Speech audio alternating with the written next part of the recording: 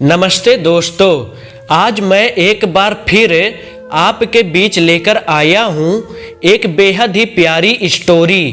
तो इसे कृपया पूरा सुने और कैसी लगी ये कहानी ज़रूर बताएं। ये कहानी है मेरी, जब मुझे प्यार हो गया था और मैं उन खूबसूरत पलों को जी रहा था। तो आइए मैं और आप एक साथ सुनते हैं कि क्या थी मेरी स्कूल लव स्टोरी। बात उस समय की है जब मैं क्लास 12 में पढ़ रहा था। मैं अपने घर को छोड़ पढ़ाई के लिए शहर चला गया और वहाँ हॉस्टल में रहने लगा। मन तो करता था कि उस हॉस्टल को छोड़कर घर भाग जाऊं, पर क्या करता, मजबूरी थी। मैं हॉस्टल नहीं छोड़ सकता था। बाद में हॉस्टल में मन लगने लगा। अब तो हॉस्टल में ही रहना था और जब कभी स्कूल बंद होता तो मैं अपने घर जाता और वहाँ खूब मज़े करता। दिसंबर ख़त्म होने को था। मैं अपना घर एक बार फिर से छोड़कर हॉस्टल चला गया। अब स्कूल में छुट्टी भी ख़त्म हो चुकी थी। शायद मुझे ठीक से याद नहीं कि जनवरी की वो कौन सी तारीख थी। मैंने एक लड़की को देखा और देखता ही रह गया। उसका चेहरा आज तक मेरी आंखों में है।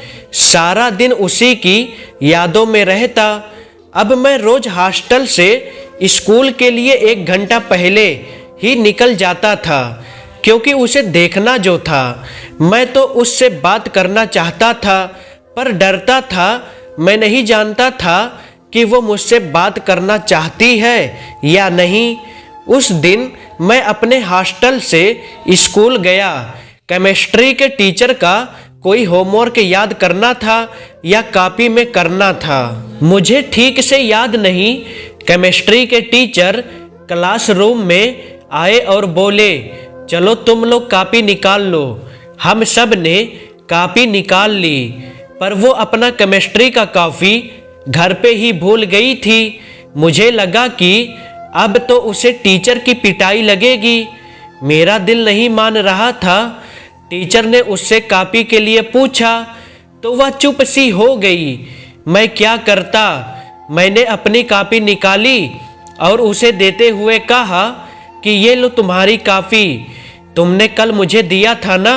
अब वो मुझे बहुत ध्यान से देखने लगी और मैं उससे नजरें ही नहीं मिला पाया।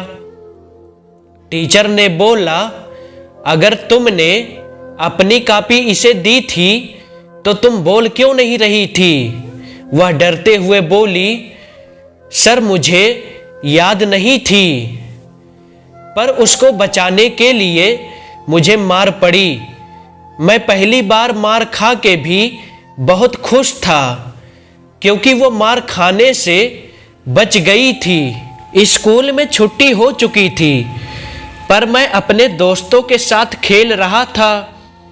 हॉस्टल के छात्र को छोड़कर बाकी के सभी अपने घर को चले गए थे, लेकिन वो तो स्कूल के कैंपस के अंदर ही थी और रो रही थी।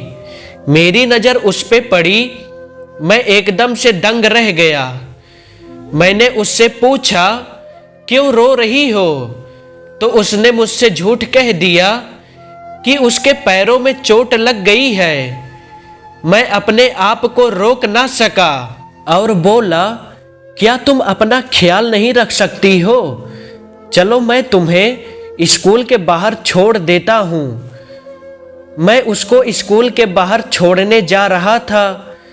अब हम दोनों स्कूल के कैंपस के बाहर थे। वह मुझे बाय कह के जाने लगी, तो मुझे लगने लगा कि मेरा मुझसे कोई छूट रहा है। मेरा दिल तड़प पड़ा। मेरे मुंह से निकला, प्लीज मेरी जिंदगी से ना जाओ। शायद उसने सुन लिया और बोली, प्लीज जाने दो ना। और मैं उसे रोक ना सका। उसने कहा, अपना ख्याल रखना।